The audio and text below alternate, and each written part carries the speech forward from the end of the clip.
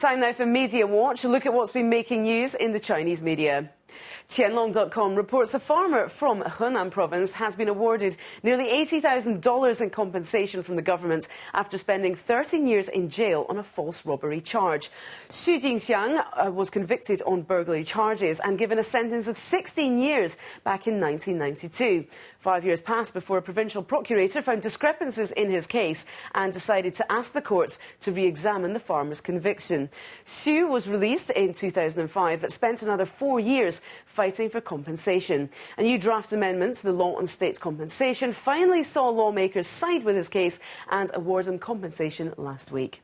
The Southern Metropolis Daily reports that a woman has been sentenced to life in prison and had all her personal property confiscated after trafficking 10 children in southern China's Guangdong province. The 9 other people involved in the trafficking have been jailed for up to 12.5 years.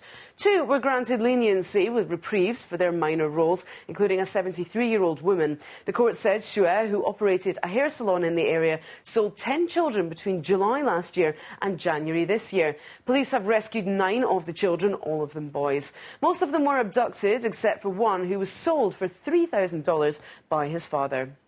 Local government officials in Guangdong province are working on plans to crack down on illegal immigration in the region, which sees the most traffic of non-Chinese entering and exiting the country.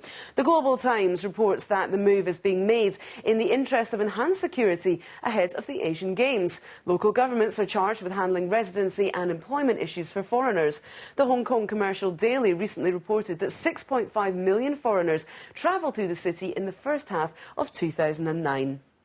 A wedding ceremony on an island grabbed much attention recently because it was the first one in half a century. This island is home to a leper colony. Now, the Southern Metropolis Daily reports that the groom is a volunteer on the island, and in order to share happiness with the patients there, the couple decided to hold their wedding ceremony in the leper village.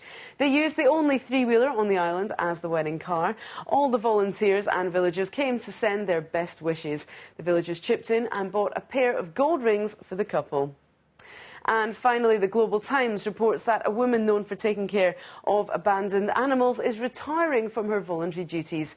Vendors at a pet market in Beijing left cats and dogs they couldn't sell outside her home. Fu, a retired Beijinger in her 50s who lives in a yard next to the pet market, says she has been raising abandoned cats and dogs for more than a decade. The market is closing down and vendors have left cats and dogs outside her yard. She has more than 20 of the animals living in her 10-square-metre room and says she can't afford to care for them anymore.